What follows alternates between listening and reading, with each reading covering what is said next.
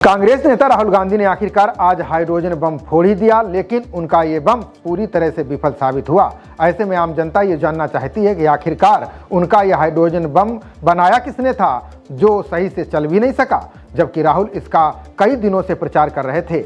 आइए बताते हैं कि क्या था राहुल बम और जवाब में उन्हें क्या मिला। बता दें कि कांग्रेस सांसद राहुल गांधी ने आज प्रेस कॉन्फ्रेंस की। इस दौरान उन्होंने कहा कि पहली बात तो ये है कि ये हाइड्रोजन बम नहीं है, हाइड्रोजन बम अभी आ रहा है।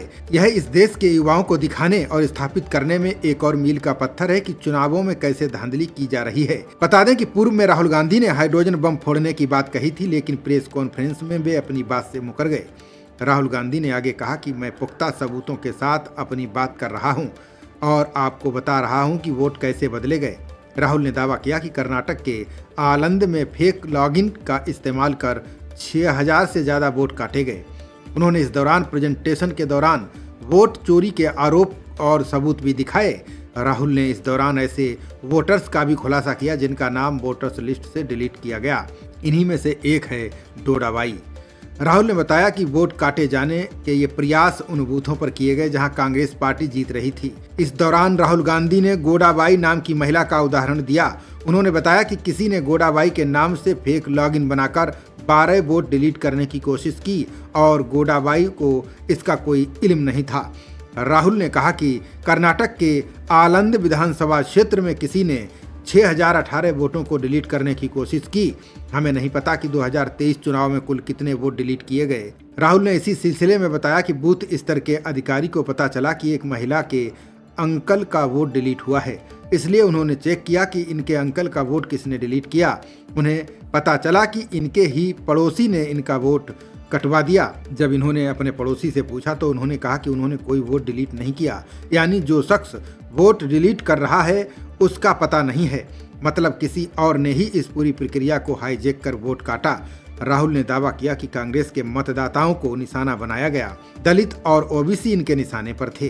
टारगेट कर वोटर्स के नाम वोटर लिस्ट से हटाए गए। कांग्रेस की संभावनाओं को कमजोर करने के लिए वोटर्स के नाम सिलसिलेवार ढंग से डिलीट किए गए।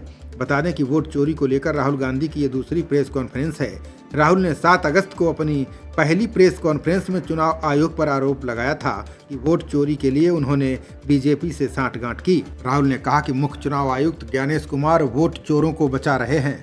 राहुल गांधी के आरोपों पर इलेक्शन कमीशन का जवाब आ गया है। इलेक्शन कमीशन ने राहुल गांधी की प्रेस कॉन्फ्रेंस खत्म होने के कुछ ही मिनटों बाद जवाब दे दिया। आयोग ने एक्स पर पोस्ट शेयर करते हुए लिखा कि राहुल गांधी के आरोप गलत और निराधार हैं। आयोग ने पोस्ट के जरिए कई बातें स्पष्ट की हैं। इनमें से पहला है कि कोई भी आम नागरिक ऑनलाइन वोट डिलीट नहीं कर सकता।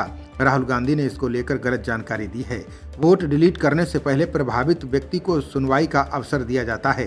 2023 में आलंद विधानसभा क्षेत्र में वोट डिलीट करने की असफल कोशिश हुई थी, जिस पर चुनाव आयोग ने खुद केस दर्ज कराया। बता दें कि आलंद विधानसभा से 2018 में बीजेपी के सुबोध गुट्टेदार जीते थे, जबकि 2023 में कांग्रेस के BR पाटिल जीते।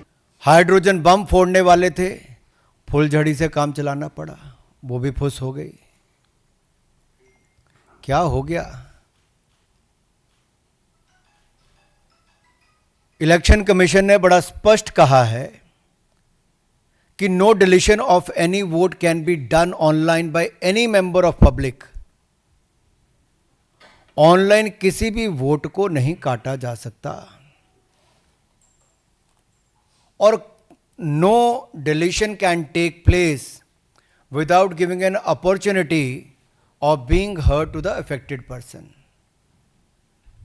तो बगैर किसी की बात सुने उसका वोट नहीं काटते, उस पर निर्णय नहीं करते। 2023 में अनसक्सेसफुल अटेम्प्ट्स की गई, प्रयास किए गए जो विफल रहे। नाम काटने के आलंद असेंबली कॉन्स्टिट्यूएंसी में, और ये इलेक्शन कमीशन ने FIR फाइल करने के लिए ही कहा था इस पर, और मैटर इन्वेस्टिगेट करने के लिए भी इलेक्शन कमीशन ऑफ इंडिया ने ही कहा था।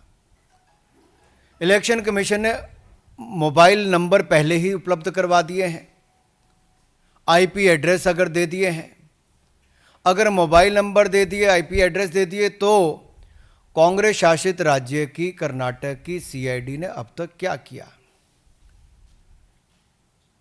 और मैं एक ध्यान आपके माध्यम से देश की जनता को बताना चाहता हूं।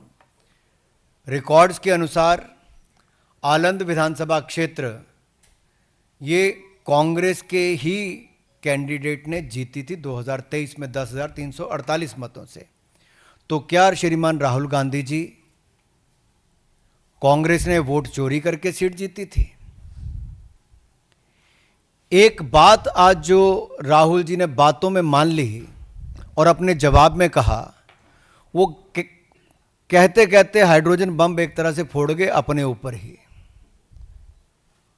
वो कहते मैं लोकतंत्र बचाने नहीं आया, राहुल जी कहते हैं। लोकतंत्र को बर्बाद करने की तैयारी है क्या? गलत निराधार आरोप बार बार संवैधानिक संस्थाओं पर लगाना, गलत निराधार आरोप बार बार इलेक्शन कमीशन ऑफ इंडिया पर लगाना, कभी ईवीएम पर प्रश्न चिन्ह खड़े करने, कभी वीवीपैट पर करना, कभी चुनावों के नतीजों पर करना और कभी टूल किट के सहारे भारत के लोकतंत्र पर, संवैधानिक संस्थाओं पर प्रश्न चिन्ह खड़ा करना, क्या यह आदत सी बन गई है? क्या चाहती है कांग्रेस पार्टी? पूर्व प्रधानमंत्री इंदिरा गांधी जी सत्ता का दुरुपयोग करके, अफसरों का दुरुपयोग करके चुनाव जीती है तो कोर्ट उनको बाहर का रास्ता दिखाता है। राजीव गांधी जी की हत्या के बाद एक लोकसभा का चुनाव पेंडिंग नहीं होता, 1 महीने तक अगर चुनाव को स्थगित कर दिया जाता तो किस पार्टी को फायदा उस समय के इलेक्शन कमीशन ने दिया? रमा देवी जी, एमएस गिल, टीएन शेषन से लेकर ये बाकी सारे इलेक्शन कमिश्नर जो थे किस पार्टी ने नियुक्त किए और वापस किस दल में गए? कांग्रेस पार्टी में गए। इलेक्शन कमीशन का दुरुपयोग इन्होंने कभी किया होगा, उनको बड़े बड़े पद भी बाद में दिए होंगे, लेकिन अगर निष्पक्षता के साथ भारत का इलेक्शन कमीशन काम कर रहा है तो बार बार राहुल गांधी जी का प्रयास है कि लोकतंत्र पर प्रहार किया जाए, भारत के लोकतंत्र को कमजोर किया जाए, जनता को गुमराह किया जाए और जिस तरह से बांग्लादेश, नेपाल में स्थिति बनती है वैसे झूठ बोल बोल के वहां पे स्थिति पैदा कर दो। खबरों का सिलसिला जारी रहेगा, देखते रहिए जनप्रवाद। नमस्कार।